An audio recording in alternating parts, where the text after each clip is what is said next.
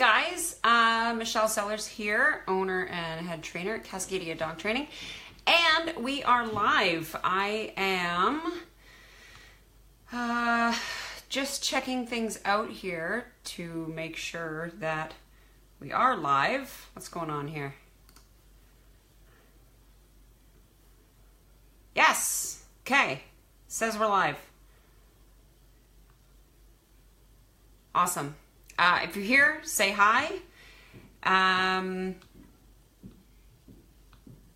Scrolling through, there we are. Perfect. Okay, so yeah, if you know anybody that is struggling with their dog's behavior and needs a hand, share this with them.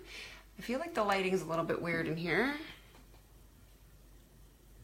Maybe? Yeah, kind of. Anyways, okay. I am going to start with, Sheila had a question. I'm going to go down to, nope, that's not it. Sorry guys, one quick sec here.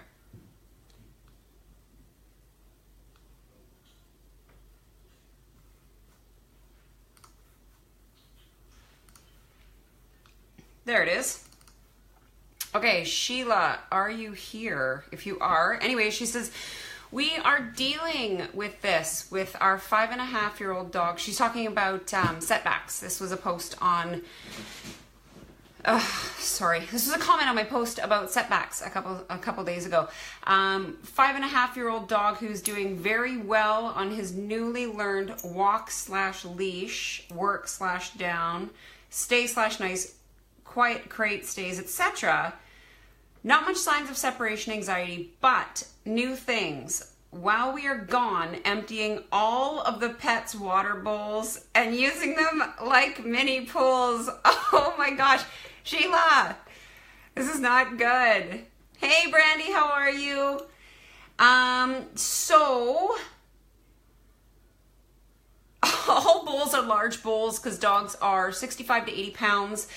So we have floods everywhere. This is new, like last 2 weeks. Also, he and his sister bark and play fight when we all come in the door. Again, totally new. They raise terror and ruckus. Oh my gosh, Sheila, I do not envy you. But calm down in about 2 minutes. Okay, both of these 2 weeks new, and only if everyone is gone. So Sheila, if you're here, this is not happening when you guys are home, just when you're gone, correct? So they have been e-collar and prong collar trained recently and very little affection. Awesome. During training. And they don't bark at people or animals just as we come in the door, and him with the water, help. Okay, well, first of all, let me address, how many dogs do you have, Sheila? I feel like I remember from talking to you a while back that there was, I want to say like 4 or 5 dogs. So if you're not on right now, you can answer that later. That would be great. So my first thing is, you had mentioned that they are crate trained, or this one particular dog is crate trained. So I want to know, are they in crates when you're gone? Because they should be. And this will solve your dog from using them as mini pools, okay? You don't want to come home to floods of water in your house. I get it. So use the crate, okay? It's just like you would not leave a child at home alone. Not that you would put your child in a crate, but you get what I'm saying. This is new behavior. Yeah. Okay. So use the crate. Like I said, also him and his sister bark and play fight when you all come in the door. Again, totally new. So something's going on here. Something has happened in the last couple of weeks. Has there been a new dog introduced? Has someone come or gone from the house? Something that's kind of disrupting everything. Again, the crate is going to solve this for you. If all of your dogs are crated separately, when you come home, I do not want you to talk to them. I do not want you to let them out. I do not want anything. You have got to have them calm and relaxed in the crate before you even acknowledge them, okay? Just because you come in doesn't mean they can go nuts. Now, the same thing, when you leave, don't say anything to any of the dogs either. Depending on how long you're gone for, I wouldn't even put water in his crate. I mean, for Sam, we have the wire crate, and then it's got a little carabiner with a bucket that's hung up high, so he can't really get into it. Sorry, just a sec. I'm gonna have a sip of water. He can't really get into it. He can't make a mess, but he can drink when he needs to. And there's something else going on here with him. It sounds like he's bored. It sounds like he's bored, and it sounds like he is trying to entertain himself with the water. And this just makes me laugh. I'm sorry. Yeah, don't give him free roaming. That's what this comes down to. Do not let him roam around free, because dogs that are left to make their own decisions make poor decisions. Okay, so you're gonna have to do that for him. Put him in the crate, like I said. And just as you come in the door, they're barking, they're going crazy, use the crate. Okay, that's gonna be your number one thing that is going to save you. I mean, crate training is huge. You said that they had all been calm in the crate, so I want you to work up to having them in there when you go, okay? I hope this helps. Again, Sheila, if you're on, say hi. I want to know how many dogs you have, whether or not you can leave them in the crate when you're gone.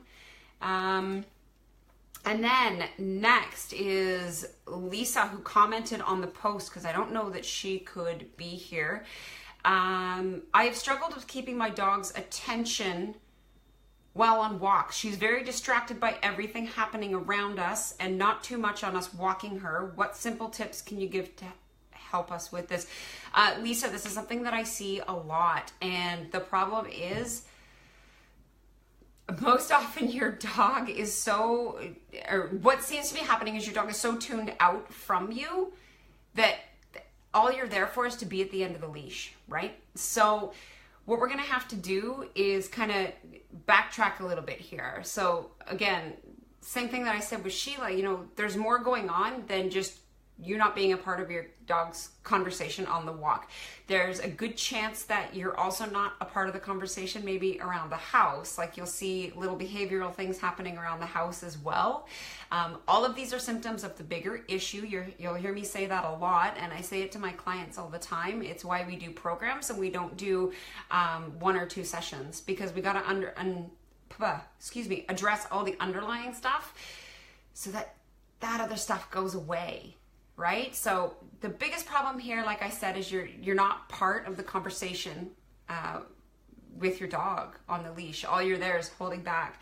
I made a couple notes. So we have to start with Dexy's state of mind before you even leave the house. Okay? I'm not sure what collar or leash or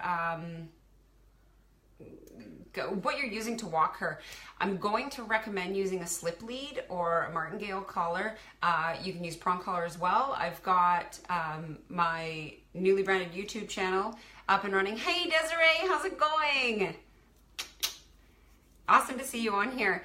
I've got my YouTube channel up and running. I will post the link in the comments below, and I've got the foundation.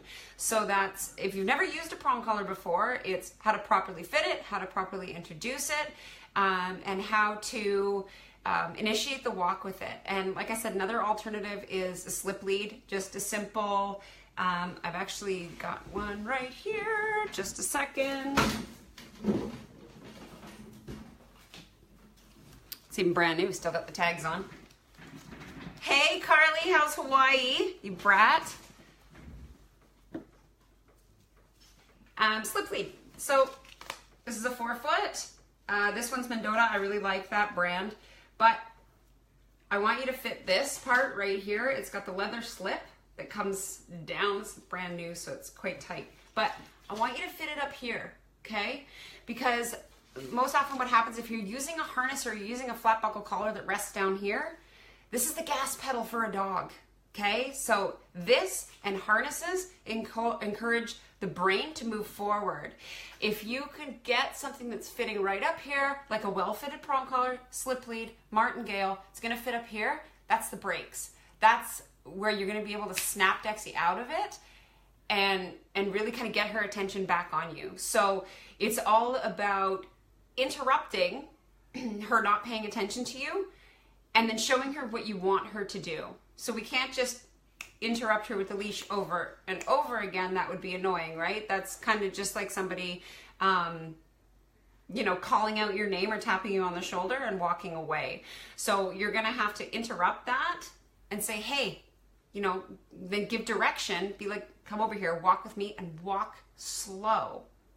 The reason I want you to walk really slow is because it's really hard for dogs to walk slow, so they have to use their mind. They have to pay attention to what you're doing, and they don't just go onto autopilot, which is most often what happens when dogs aren't paying attention. Also, no sniffing, no marking. Keep the walk structured and try and keep her in a heel, okay? So again, use... Oh, yeah, no problem, Carly. Thanks, hon. Use something up here for brakes, not gas, down here, or harness. Interrupt with a collar pop. And get her walking beside you. Don't let her be sniffing. Don't let her be marking. She shouldn't be paying attention to other dogs on the walk. So good luck. Let me know how it goes. And if you need a hand, you know where to find me. Next, I had a question from Carly, a different Carly, who is a client, and she wanted to know, she says, I had a friend over the other night, and Asha's her dog, super cute. You'd have seen her videos of mine. Asha was really hyper and would not leave my friend alone. How do I stop this? I want to enjoy my company. Okay, I'm going to pause for a sec. Carly Godwin, you helped make my dog a dream, so I don't have as many questions at this point. Way to go, Michelle. No, way to go, Carly. You rocked it. Are you kidding me? You and Kaida. Keep it up, girl. You did a great job. Back to the question for the other Carly. Okay, so your friend came over. Asha would not leave her alone. Asha, she's got a lot of impulse control issues, and that's why we worked on place, okay? We've also got her comfortable in the crate. So what I want you to do, when you have company coming over, I want you to put Asha in the crate, you know, 15, 20 minutes before you know that someone's coming over. I want you to keep her in the crate when your company comes over. This does two things. First of all, it tells Asha, hey, guess what? There's people here. It's none of your business. Don't worry about it. And second, it tells your company, yeah, I've got a dog. Don't worry about it. This way you don't have to give them all the instructions to training your dog, right? It just kind of automatically says to them, you know what? She's fine. She's in her crate. She's good. She's calm. Then when Asha's really nice and calm and relaxed in her crate, to set her up for success for when the people are there, make sure she's calm for the next step. And what I want you to do after that is I want you to put her leash on her, take her directly over and put her on place. Okay? Again, your company's going to see you doing this. They're not going to go up and pet her. They're not anything like that. So then what I want you to do, once she's calm on place, and this might take, I mean, I don't know how long your company's staying for, but this might take, you know, 10, 20 minutes, half an hour for her to calm down in the crate, and it may take her an hour to calm down on place. Asha's a really social dog. It's what she wants to do. So, excuse me. So, sorry. I want you to put her on place. And once she's calm on place, then she can be free. So what we're doing is we're addressing her state of mind before she even gets to interact with your company, okay? And then when she's free, I know Asha really well. If she does start to get a little bit wound up, or you think that she's going to, you can always, I can bring him in if you want, Brandy. Train of thought here. Oh yeah, if she starts to get a little bit too social, you can just put her back on place. You know, have her back on place. And something that'll really help Asha big time is no eye contact. Don't talk to her. Don't pet her until she's calm. I have a feeling that once we go through crate place free, Asha's going to be quite content with just going up and curling down on the rug. I don't think she's going to be too hyper. I think she'll be just fine. She is a very social dog, but she can be quite calm too.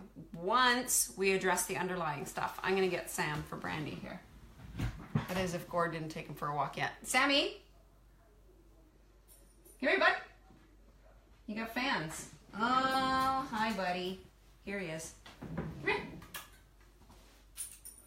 Who's that? Look. No, not that. Come here. Here he is. Okay, down. Good boy. Can you see him back there? Kind of. Hi, Sam. Brandy says hi. Yeah, did she get a wag? He's tired. He's had a big run today, and then a big exciting walk off leash, and he's got a new placemat. He even got some bedtime. Shh, don't tell anybody. He gets that when he's good. All right.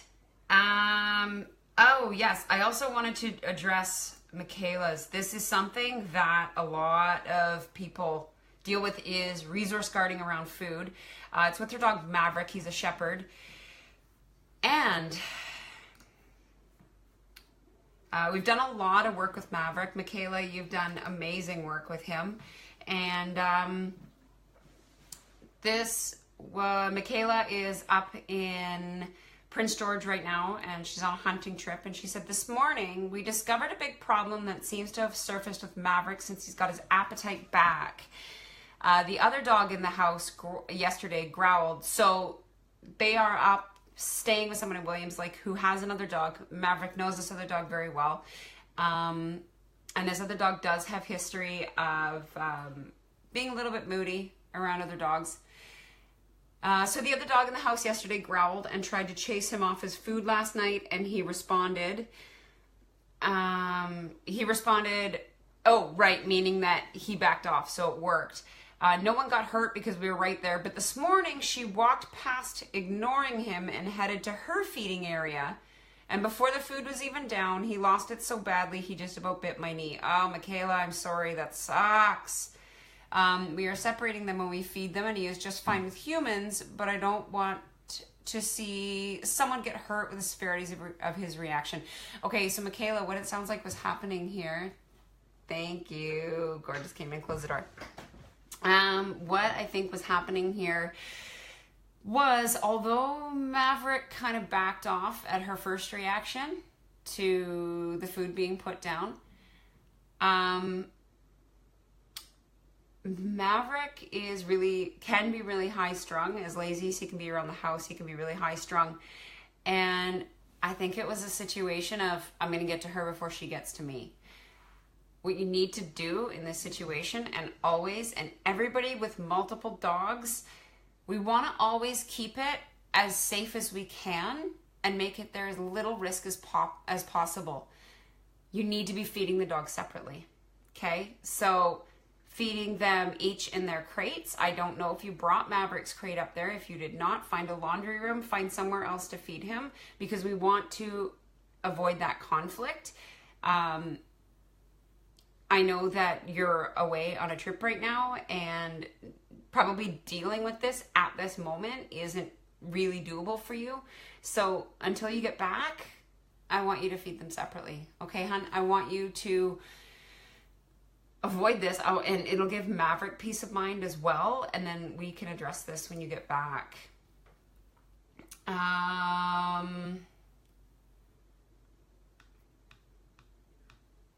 Good. So if you guys...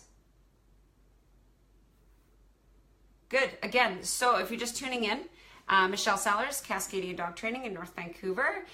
If you need a hand with your dog, CascadiaDogTraining.com. I would absolutely love to hang out with you and talk to you and meet you and your dog. I am going to also suggest that if you know somebody that's struggling with their dog and their dog's behavior, to hop onto that share button and share this with them, okay? Just tell them, hey, there's a dog trainer live on Facebook right now. Free dog training advice. So that's all the questions that I have right now.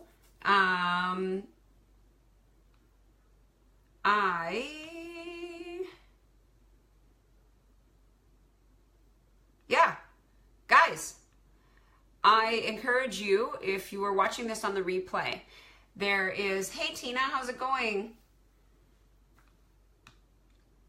If you're watching this on the replay and you are interested in, you know, starting to train your dog with a prong collar or e-collar training, I am going to link up our YouTube channel in the comments below so that, hello Tina, so that everything's on there. There's a playlist called The Foundation. It's got how to properly fit a prong collar, how to introduce it, how to train sit, how to train down, how to train the place command. The place command is the one thing that will solve, and I'm not kidding, about 80 to 90% of your dog's issues. It's impulse control, it's structure, it is you need to do this because I need you to do it, not necessarily because you want to, but because this is where you need to be right now. So all of that wrapped into one, it's really going to eliminate all that kind of symptom behavior that we talked about. That's the bigger problem, right? So quit spending time on the symptoms, start spending time solving the real problem. So Tina, how's the white fluff ball? And how's your mom's new dog? I think your sister's on here too. I don't know if Brandy's still watching. Let me see. All right. Good, just scrolling down, looking for comments. Perfect. All right, you guys, Michelle Sellars, Cascadia Dog Training. Like I said, CascadiaDogTraining.com. If you're having issues with your dog, I would love to work with you. Go on over to our YouTube channel. And Lisa, you just like this. I addressed your question. Tina, just one sec. Lisa, you just like this. I addressed your question at, was yours the first one? Yours is the second question I addressed, Lisa, if you are watching this. So Tina, she's good. She can use some manners when she sees people. She's very excited and a little in their face. Tina, is this when people come over or is this on the walk? Yeah, I figured you meant manners.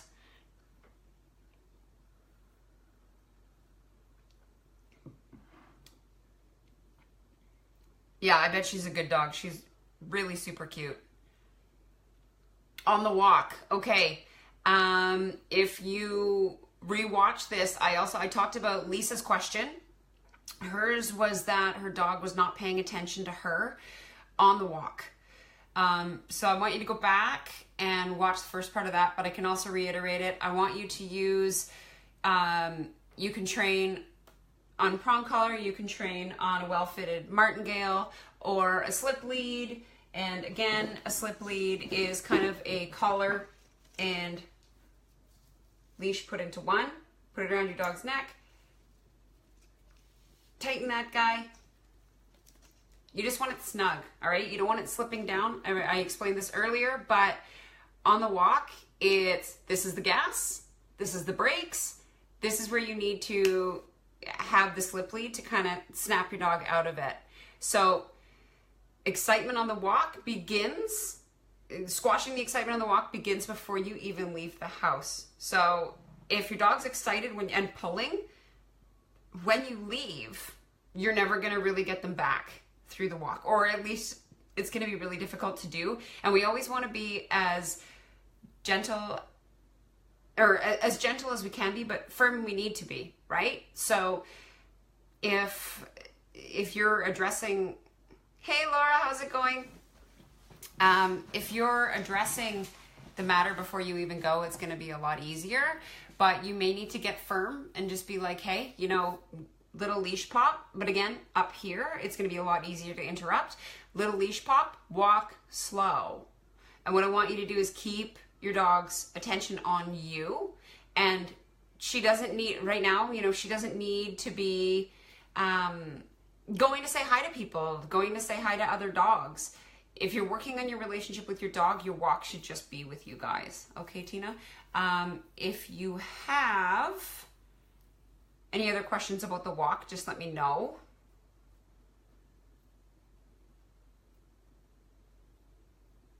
And that's it. Hey, Laura. I know I already said hi, but then you said hi back. Right now, actually, is when...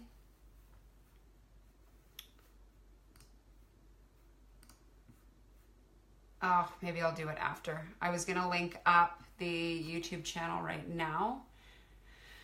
View channel. Playlists. Foundation. Okay, let me know if this works. Let me go back over. Wrong tab. Sweet. There it is. Okay, so I just posted now. This says how to size and introduce a prong collar. This that I hooked up, I hope, should actually be the entire playlist. Oh, nope. Haha.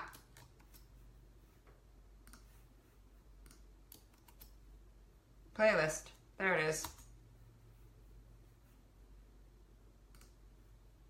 Take that one off. Okay. So I have my YouTube playlist gone there. Okay, so Lisa says, back to Lisa, before we leave the house, we work on 3 or 4 commands in the house before we even go out. Once out, we work on other commands at the start. Okay, Lisa, what about not even necessarily working on commands, but just, you know, having her wait, like doing threshold training. Just leave the door open. She goes to walk past, collar pop. She stops when you stop. It gets her paying attention to you before you even leave the house, right? So working on commands is one thing, but having her just pay attention to you before you go, not through commands. Commands, depending, like obedience work, depending on how you're doing it, can be really elevating for the dog.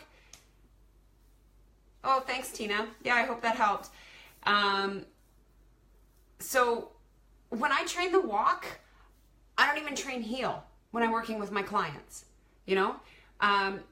We go to leave the house. I stop at the threshold and my client will do the same thing. There's not even words. It's just the dog goes to charge out, little collar pop, right? Get their attention. Dog goes, whoa, okay, what do you want?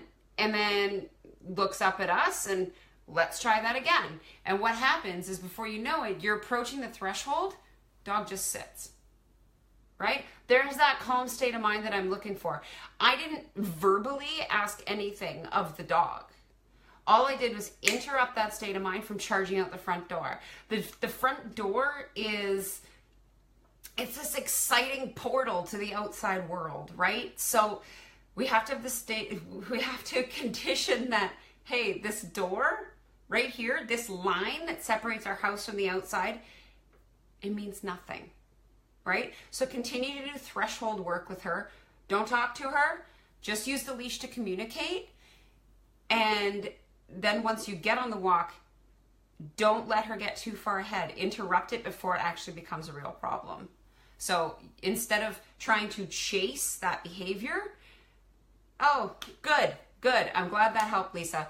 So instead of trying to chase that behavior once she's already not paying attention to you, you're going to want to start at the threshold stuff. And then the second she goes to get away from you, interrupt her state of mind, get her back on you. Okay? I hope that helps.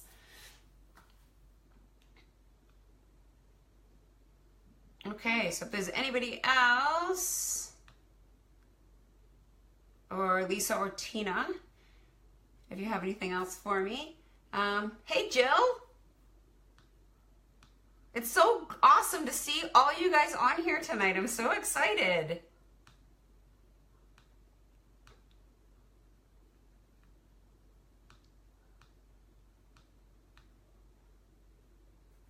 good, sweet. Okay, guys. So if there's no more comments, you are actually, if this gets turned off and you have something you want to ask, you are more than welcome to post it in here and I will address it after the fact. Feel free to share this with anybody you know or just on your own page. And I'm going to try to do this once a week. We'll see what happens. Don't hold me to that. But yeah, I am really excited to be able to help you guys for free. And, you know, I just want to help you guys. It's what I do. So I know you struggle. You don't have to. Free dog training advice. Michelle Sellars, Cascadia Dog Training. Thank you, everybody. I love you all. And again, if you have any other questions, post them below and I will answer them. Bye for now.